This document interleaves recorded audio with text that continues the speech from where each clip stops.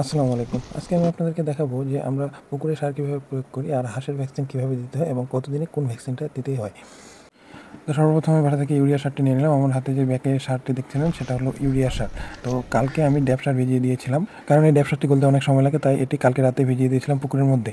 তো আমরা এখান থেকে বস্তা থেকে ড্যাপ সারটি নেব এবং এই ইয়ের মধ্যে গামলার মধ্যে ড্যাপ সারটি প্রথমে রাখবো, তারপরে ইউরিয়া সারটি এটার সাথে মিশ্রিত করে দেবো। মিশ্রিত করে দেওয়ার পরে আমরা এটা পুকুরের মধ্যে ছিটিয়ে দেবো। তো আমার সর্বমোট সার ছিল এখানে 15 কেজি। 15 কেজির মধ্যে 9 কেজি হলো ড্যাপ সার ও 6 কেজি হলো ইউরিয়া সার। তো এই সারটি গলতে একটু সময় নিচ্ছে, তো এটা বারবার আমি হাত দিয়ে গলে দিচ্ছি।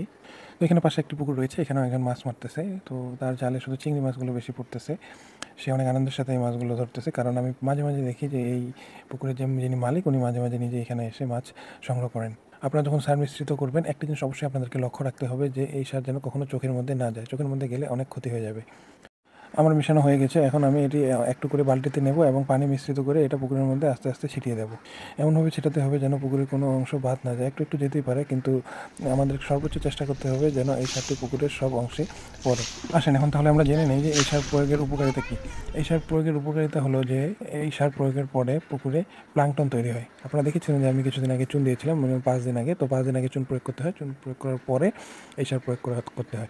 এই সার প্রয়োগ করলে মূলত আপনার পুকুরে প্লাঙ্কটন তৈরি হবে। এই প্লাঙ্কটনটি মাছের খাদ্য হিসেবে ব্যবহৃত হবে। এতে করে মাছটি দ্রুত বৃদ্ধি পাবে এবং এর রোগ প্রতিরোধ ক্ষমতা বাড়বে।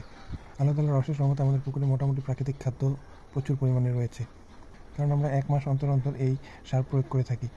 আপনারা দেখছেন আমরা পুকুরে মাছকে আলু খাওয়াই, ফিডও খাওয়াই, ফিডের পাশাপাশি আমরা আলু খাওয়াই মাছকে।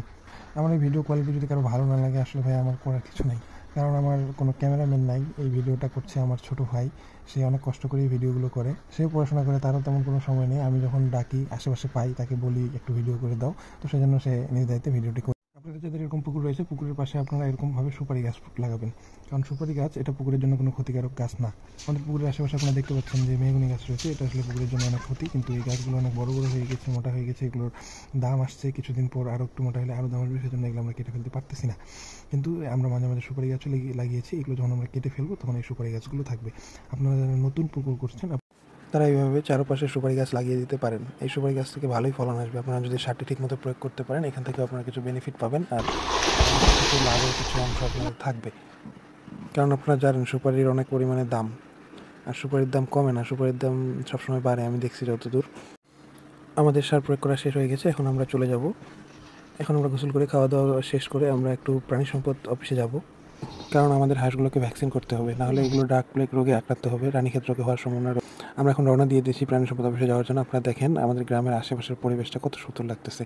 আসলে গ্রামের এই পরিবেশগুলো যারা উপভোগ করতে পারে না, তারা আসলেই অনেক দুর্ভাগ্য তাদের। তাই শহরে থাকলেও গ্রামের এই পরিবেশগুলো আমাদের উপভোগ করা উচিত। আমরা এখানে মূলত চলে এসেছি। চলে আসার পরে আমরা দেখলাম যে এখানে একটি গরু নিয়ে এসেছে এক কৃষক। এই গরুটা সাধারণত লাম্পি রোগে আক্রান্ত হয়েছে। আমরা এখান থেকে মূলত ভ্যাকসিন নিয়েছি। এখানে আমরা ডার্ক প্লেগ রোগের ভ্যাকসিন নিয়েছি এবং রানীক্ষেত।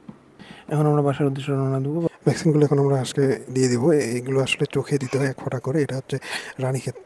এটা 5 দিন বয়সে একটা দিতে হয়, আর 21 দিন বয়সে একটি দিতে হয়, আর 28 দিন বয়সে ডার্ক প্লেগটা দিতে হয়। ডার্ক প্লেগটা অবশ্যই দিতে হবে, এটা আমরা নিয়ে এসেছি। আর আমাদের কিছু বড় হাঁস রয়েছে, এগুলোকে আমরা 5.5 মাস এগুলোকে আমরা ডার্ক প্লেগ ভ্যাকসিন করে ফেলবো, কারণ এই ডার্ক প্লেগ রোগ অত্যন্ত সংক্রামক রোগ।